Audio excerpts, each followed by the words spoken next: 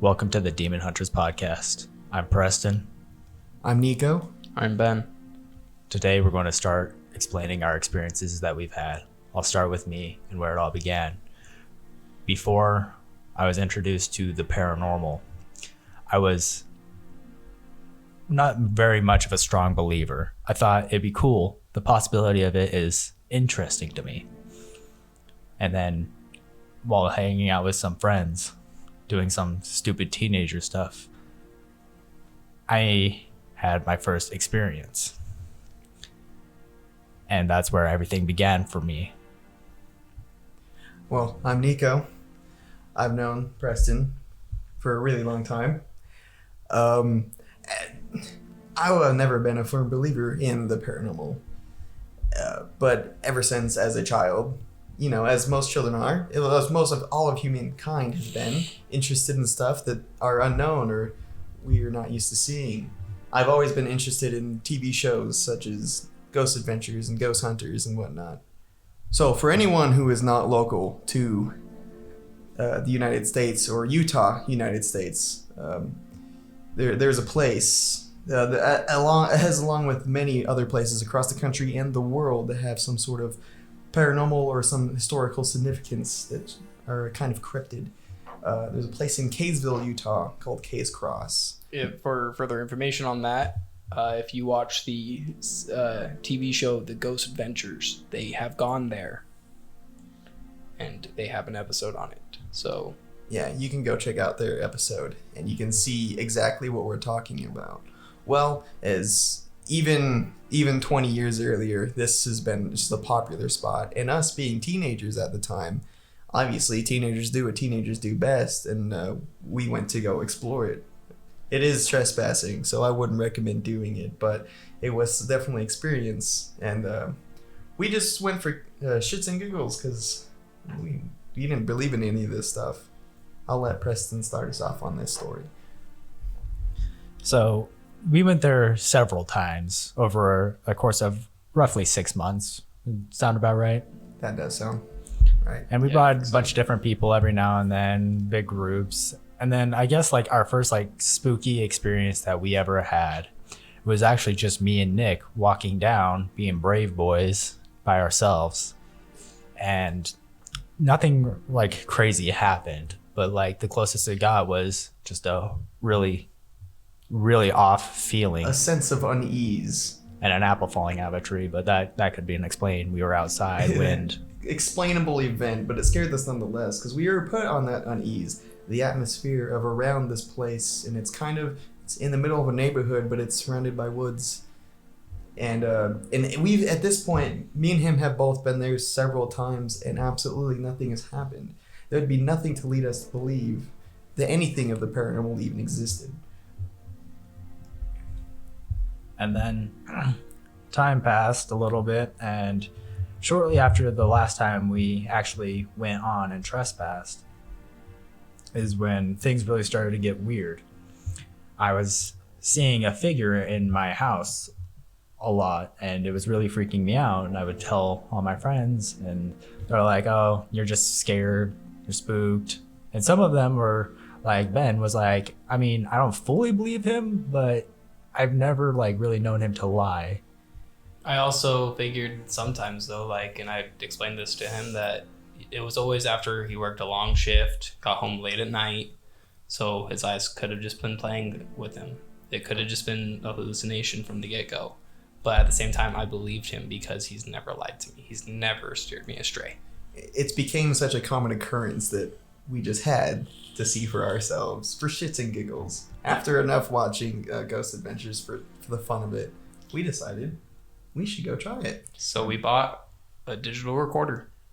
And this is around the same time as when we started recording, is when things really got weird for me. And the entity I was seeing no longer was showing his face, and there was a different one that had a very, very sinister sensation to him. And little did we know, us getting this recorder was the beginning of this whole entire wild adventure. And as soon as we got that recorder, they both Nick and Ben wanted to record. I was originally very against it because I was like, well, we don't want to upset him and we don't want him doing anything to you guys either. Like, this might be a bad idea. But over a course of a little bit of talking, they convinced us. Convinced, more like, I didn't believe shit. Nick didn't believe in it, and Preston was afraid that it could either hurt us or attach itself to us. He didn't want us to be able or be the ones dealing with it. I honestly just thought it would be fun. I thought it'd be interesting. It's something that that just like one of those things that you want to believe, but you can't yet. So with some persuading, we got Preston to agree, and we went to his house. It's about 1 a.m. We did some recordings. Then on one of them, we had a voice that blew Nick away because he didn't believe in it. From that night on, I believed.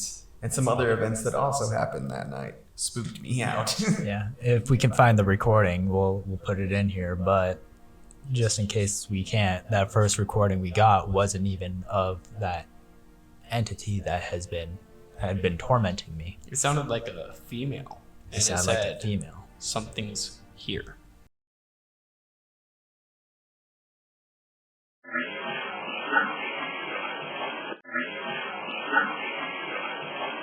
In a whisper. And that alone blew Nick's mind. It blew my mind. It blew all of our minds. It was wild to actually have some sort of evidence. And being actually there. You physically, it's not on a TV show, you physically see the recorder. You know who's all in the room. And you hear something come out when you were there for it that none of you have said. And we were all still new to this experience and just trying different ways and gimmicks. And being amateurs, we didn't know what to do. We didn't know what to expect. And very little happened that first night, but there was some fairly weird occurrences, like the feeling of getting touched, like sort of like a punch. The next event was I got scratched. Ben got scratched, and then after that we were standing outside just talking, discussing it, and then all my lights started flickering in my whole house. I proceeded to then ask him if that normally happens at his house where his lights flicker. We seen the lights flicker right after his sister left the kitchen, and I was very confused, and he's like, no, that's not normally what happens. And after that, it was pretty calm for the next little while, and we were all just trying to unwind. They were crashing at my place for a while, and the only other thing that happened that night was a really loud bang in my house. That you told us to ignore. Yeah, at that point, I'd already gotten so used to it, because before this, some really crazy things had happened to me. Like when I was home alone, there was nobody else in the house, and it felt more comfortable with tormenting. Like, to a pretty extreme degree of making loud noises, talking, mimicking other people in my life. It was really freaking me out, but this started a whole string of investigations for us and caused us to really dive deep into this head first. Our own little story arcs.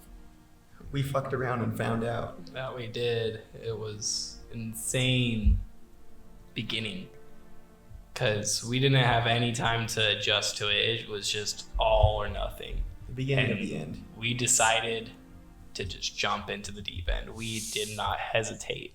As you know, curiosity killed the cat, and we craved more knowledge.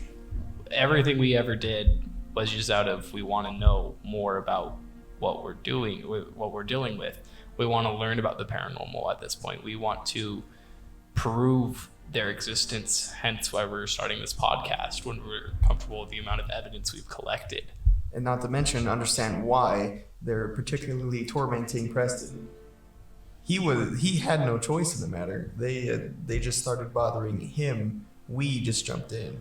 Over time, they have drawn to be more attached to the two of us, but they're still always with Preston. We get them nowhere near as frequently. I get them, I believe, more than Nick does. Nick seems to be the least attached.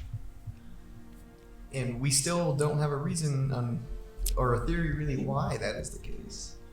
we still don't know why, but I'm guessing from when we were at that place, Kay's Cross, that one entity, that demonic entity, decided, hey, that one, I'm going to attach. And that was game over due to, I don't know how in depth we're going to go with our first podcast, but this demonic entity was not a small fry. Definitely not a small fry. And in fact, it led to a series of events that would have every listener or even Facebook groups dedicated to this stuff confused and even not believe us. What we've experienced is so out of the normal in the paranormal world that it's so unbelievably, it sounds fake, but we wouldn't try to lie because we don't care about the publicity of it. We just want to get this information out there. And plus, who wants to make themselves look crazy, which a lot of people, and I don't blame you, will look at us and be like, those people are nuts. That first night at his house was definitely tame. It was super tame compared to what we do on a daily basis. Even when we're not out investigating anymore, even if we're just living our normal lives, we don't even need to record, and we'll hear stuff, see stuff. It's just day to day at this point. Preston, weren't you considering putting yourself in an insane asylum because of everything that was happening to you before we believed you? Yeah, because I felt like I was literally going insane. But then we did those investigations, and we realized and helped Preston realize that we're not crazy. I'm not the only one hearing these things, seeing these things, experiencing these things. Now there are not just one person other than me, but two others at this point that are seeing what I'm seeing, exactly when I see it, where I see it.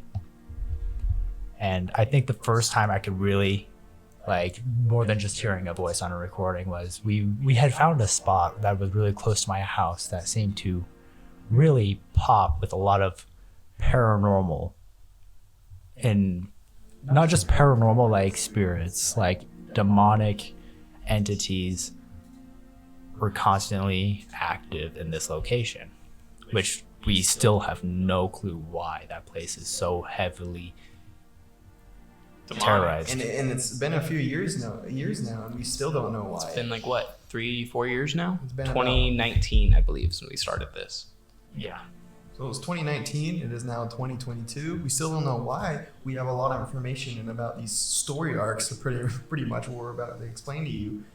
And we will be honest, like it isn't constant. Like we do have cold spells where we go investigating. We're trying to get things, and it's just nothing for sometimes days, weeks, sometimes even a few months. We've even tried seeing if it corresponds with weather patterns of what's going on in the world.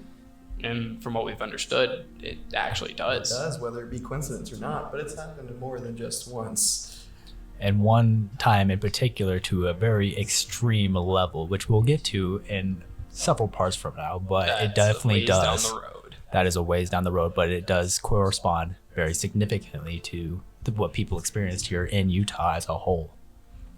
Let's just say the entire northern half experienced this. It added up too well, and it's gonna make us sound like we're completely insane. Which sometimes I think I am insane, even though we all experience this. But then you think back to the evidence that we have.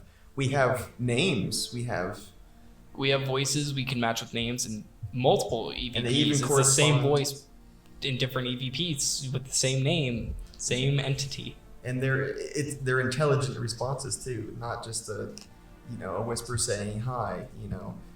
But we'll get to that later.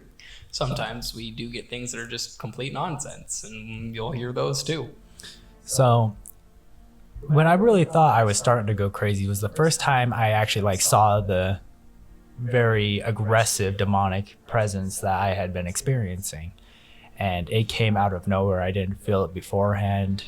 Didn't see anything that would lead me to believe there was something that has ill will directed towards me in my house. But one night after getting home from work super late, probably 2-3 o'clock in the morning, and I walked in, I turned around, I shut my door, and as I was locking it, the air felt cold, heavy, and the only way I could explain the sensation I felt was there's something sinister looking at me right now. And I turned around, and there was this very tall dark figure with abnormal, like, long arms, abnormally long fingers, inhuman feet, almost like bird type legs shaped like a goat's. It was very bizarre. It was very traumatizing, and as soon as I turned on my lights, it was gone. And I was like, I am seeing things. I'm going crazy. And then I think the next person that was able to see what I had seen was, I believe it was you, Nick, right? No, it wouldn't have been It was me and Joey. So our friend Joey. We were all just spending the night, being teenagers, having a good time, playing video games, watching movies. But then we all went to sleep about probably around midnight, maybe 11 o'clock. We went to sleep pretty early that night. Around 3 o'clock, me and Joey both woke up, and we talked. We didn't even know it until the morning that each other had seen this, but we seen this massive figure standing in front of the door, which was shut, and it passed through the doorway. We both said nope, went back to sleep, and that morning we both told Preston about it.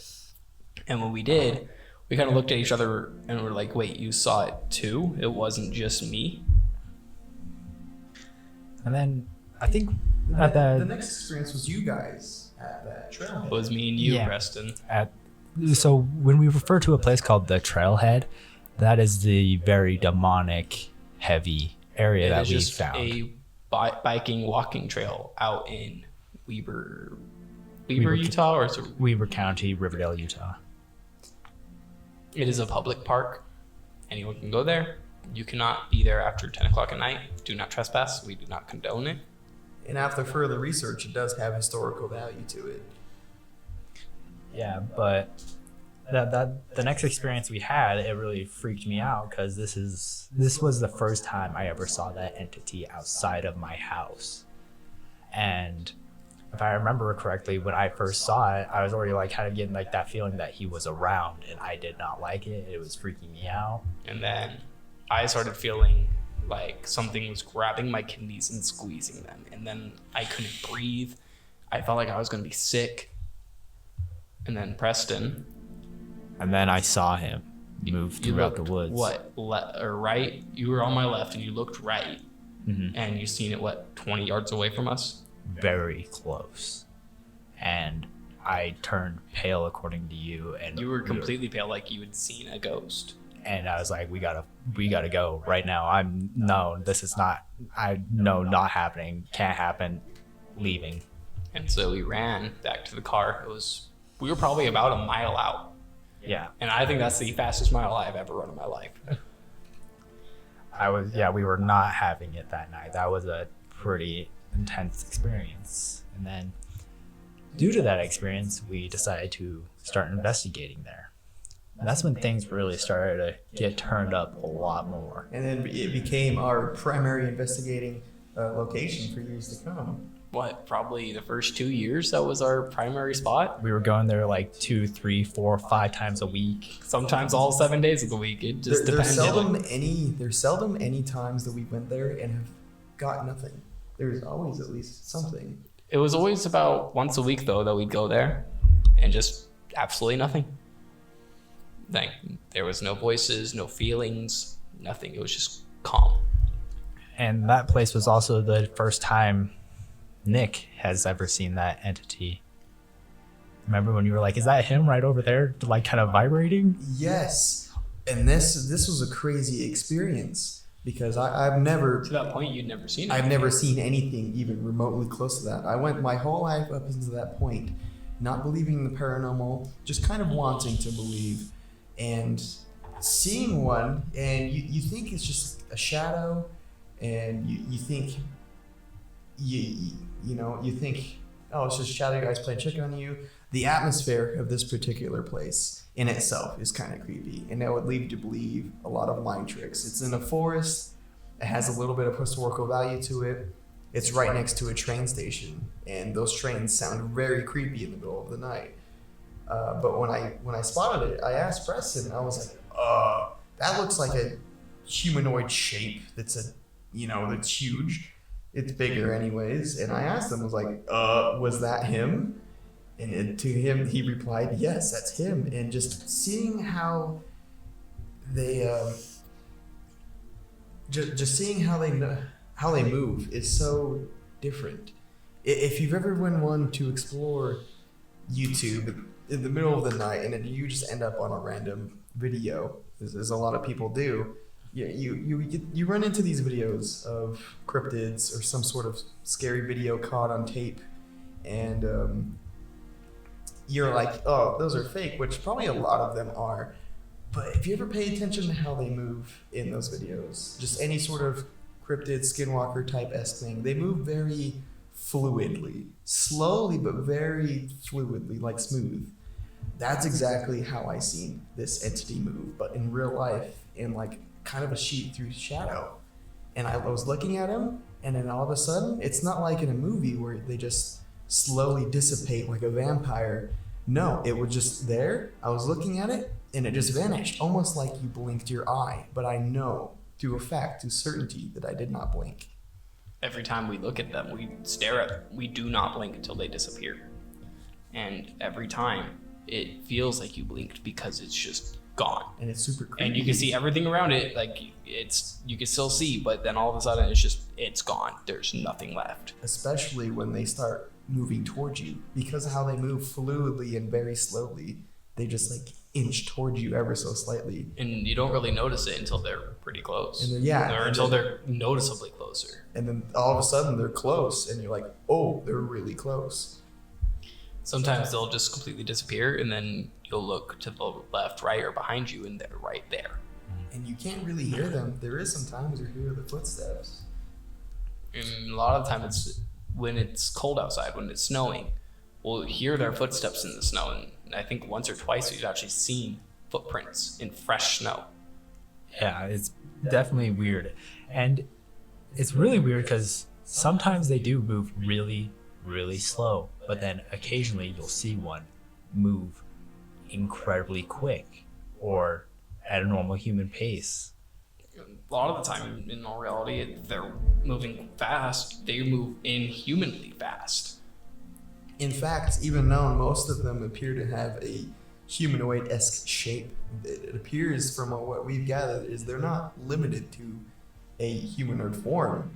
In fact, they can follow a car. You won't even be able to see them, but they will follow you miles to the other side of the city or the next city over. There's one recording that is a ways down the line. That one followed us roughly, 20 miles? 20 miles, and then we caught the voice saying the same exact thing. It said at To the put last that place. reference for anyone who's local here to northern Utah, that was from Kaysville. We were outside of Case Cross. We were not inside, but We were outside of Case Cross. recorded. They got a voice, and we drove to the trailhead, which is in Riverdale, Utah. It's roughly a 20-30 minute drive on the freeway. It's off of Interstate 15, off of the 24th exit. No, that's 31st exit. The 31st It's exit. 30 For Ogden. Oh, it's 30th Street in Ogden. It's Yeah. Somewhere around that area. is where the trailhead is. That's no laughable distance to be followed from. They hear the exact same voice. And the Saying the exact exact voice. same line. And on a completely separate recording in a completely separate place. And when we do get to that story and we play those recordings for you, you will hear the dialogue is completely different in both scenarios. So, and at this point, we should probably transition to the other entity we dealt with for the longest time around this, I guess you would say, arc. The friend of what he referred to as his friend that we called Little Dude. That's all we knew him as, was Little Dude. We never had a name for this one. The first entity, which we have recordings of him and we will show once we can find them, he referred to him as friend. He did not give him a name, so we gave him a name as Little Dude. Just so that we could have reference. And this one was a little more humanoid, but also very much so more aggressive. And he moved differently, and when he moved, there was sound, which was unsettling in a different way. It was disgusting sounding, to be frank. Yeah, so when he would move, it would sound like almost like the sound of a bone breaking that you would hear in movies, but underwater. so like muffled and like distorted in a way, and Kinda it was like really Gurgled in a way. And any slight movement he had sounded like that. It That's would- how you knew he was there. You could literally see him, and if he moved in the slightest, you'd hear that sound. It was very unsettling and creepy. And would you say he kind of moved like Smeagol but faster? Yeah, so crawled. he almost looked like a very small very humanoid figure, very thin and frail. But he moved really fast. He crawled on his hands and feet everywhere. And this was the first time of being able to see a demonic entity with any sort of coloration to them, Details other than in general. any details in general. On top of that, like, he had very thin, like, long silverish hair, and this one was very much so aggressive, and he definitely manifested a lot. He wouldn't like attack unless he was manifested, and that it was horrifying to me. Starting out, I was so scared of this one. Well, he'd only attack you manifested. He scratched me on multiple occasions from behind. He might have been manifested, but it was always behind me, so I never saw it. He was very aggressive and definitely wanted to harm. And I think my two most clearest memories of this demon was the first time I saw him. And it was weird because I was talking to my mother. She was talking to me while I was in my room. And we have dogs. And for a second, I was like, oh, my dog's just passing behind my mom. And then I saw him. Then I'd like look closer and I was like, that is not any of my dogs. I don't have a black dog that size. And I looked at him for a second. He stopped. And then he just crawled away again. And I was just like, what? And after that, one of the more clear memories I have of him, I didn't even see the full figure of him other than his arm. And we have a fireplace in my old house.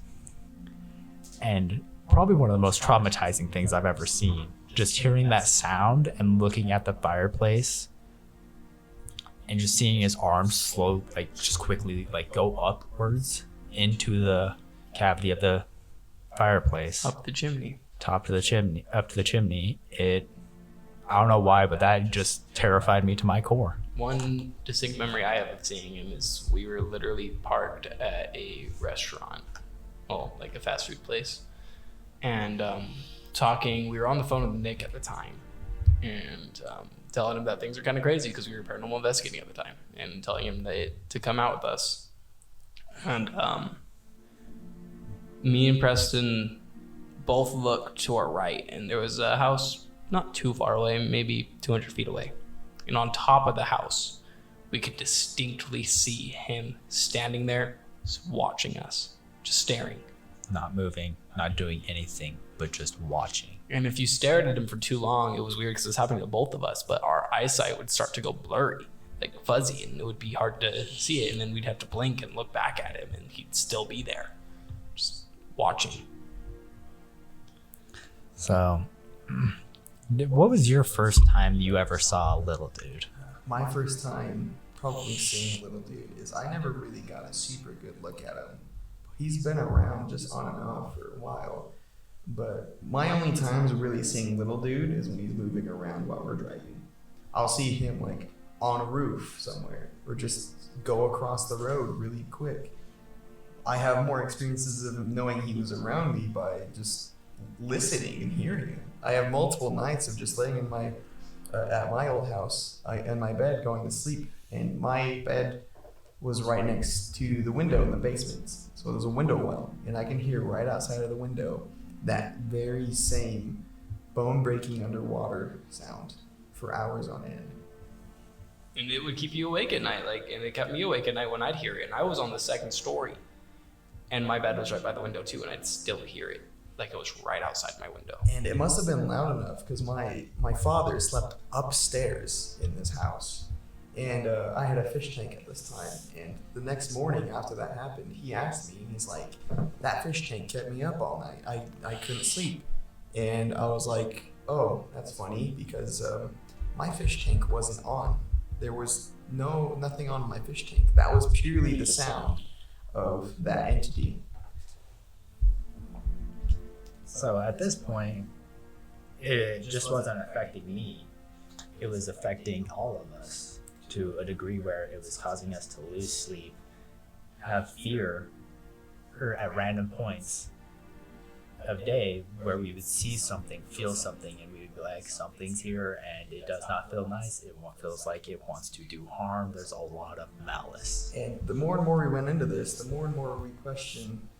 More and more answers we got, the more questions we got. And even how the human body must react to this.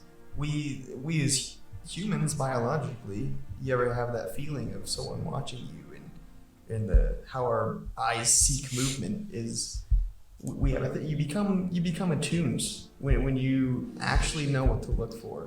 And your body kind of becomes attuned to these entities, and then all of us started to realize that they're not just around at night and at spooky places. Oh, they're constantly there. They're all around us all the time. Even all of us, even our own jobs. At the time we didn't all work together, and we started experiencing stuff and just noticing things that were there. Then they were always there. I worked at a department store in the mall at this point in time, and I was just in the back room, sorting out the new delivery we just got and putting security tags on it, tagging, and price tags. And I looked at the back of the room, which was about 50 yards long, and I just see in the back of the room this 6-7 foot figure standing there looking at me.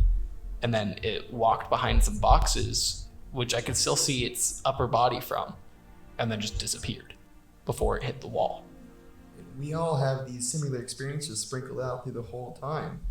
And as we kept investigating, we start another, per se, you could say, story arc would happen.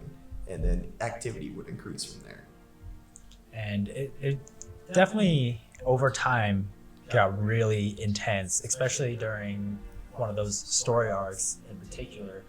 Activity got to such an extreme level where it wasn't just us. Our families would notice things. They would be freaked out. Our co-workers, our friends that weren't involved, they would see things and be like, why? What is happening? Why is this happening? I'm confused and I'm scared. It drove some people away from us for a short period of time because they didn't like it. They didn't understand it, and they didn't want to be a part of it. And they didn't based on religious beliefs, they didn't want to be interacted with it. And then you have the other people that you tell them a little bit of these stories, but you purposely leave out a little bit so they don't think you're fucking crazy. But then they were excited about it, and you invite them along one time. Someone completely outside of our own circle, and also a little bit for our own sanity, they come with us. And then they experience what we experience on an It was always on a lower level, though. It is usually on a lower level. We noticed that nights we brought more people or new people, less would happen. But nevertheless, they would come and it could be anyone. We'll bring them along, and then we would blow their minds the same way my mind was blown on the first night at Preston's house when we heard our first recording. And I think one of the more apparent ones of those is we had a friend that was like, you're just, well, I guess a friend, coworker, whatever you want to call him, that was like, I think y'all are just nuts. Y'all are crazy. He was definitely more of a man of science than anything. And he just didn't believe us, and we took him along. And sadly, we couldn't show him too much because the night was actually quite tame. Even to the level of when we brought new people, it was just very little. But the one recording that really shocked him to his core was just a very clear, deep voice coming through saying, I will effing kill you. And it shocked him. He didn't know how to react. He still is in denial. He's like, that didn't happen. No. I understand where he's coming from, because I ask myself that all the time, even though I can't even disprove my own seeings and beliefs that after what's happened. And also on the other end of the spectrum, you have some people that don't notice a whole lot for the first time, and then some people that have had their own experiences, as I've said before, are already more attuned to it. They already know what to look for, and they see it. Now that everybody has heard some of what we're talking about, if you want to learn more about what we've experienced and hear the things that we've dealt with and and see like what we have been able to gather through evidence that we have gotten and experiences that we've seen, and add to some of the things that people questioned with demonic activity, like what happens when you touch them if they're manifested, what will happen, what if they try and make a deal with you. When they touch you, what happens, how it feels to get an attachment, the feeling that you get from each individual entity. Not to mention how we just questions like, how do we know that these are demonic entities? What's the difference from demonic and not demonic? We have every single recording saved onto a hard drive, and we can go over those throughout these episodes. We have a lot of recordings. Hundreds. We have years of recordings just from us going out so often. Of course, we did do dry spells where we didn't go out very much. Because life gets in the way. Life gets in the way. We need our own sanity. We just need our own breaks from it, because either we're getting too much attachments, we need to get away from it for a little bit, things like that. Things happened, and we took breaks occasionally. Yeah, and this episode so far has pretty much only explained just the first night. We have hundreds of nights, and this stuff gets wild.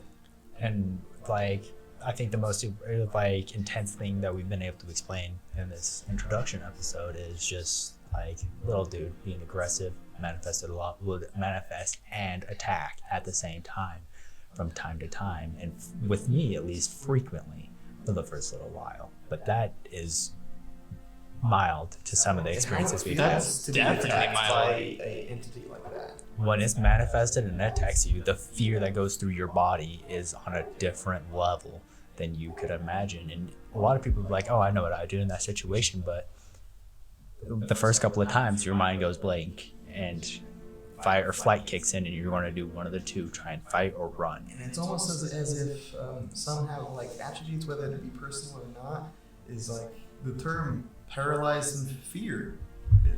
I have never been paralyzed in fear before these started happening. I literally just like couldn't move. There were some crazy things, and we would love to have you guys listen to us and kind of just give us a chance, hear what we have. This is us just getting our story out. We've never recorded. Well, we record for our own purposes, but we don't have a social media. We don't have anything. We just call ourselves the Demon Hunters. Thanks for listening in.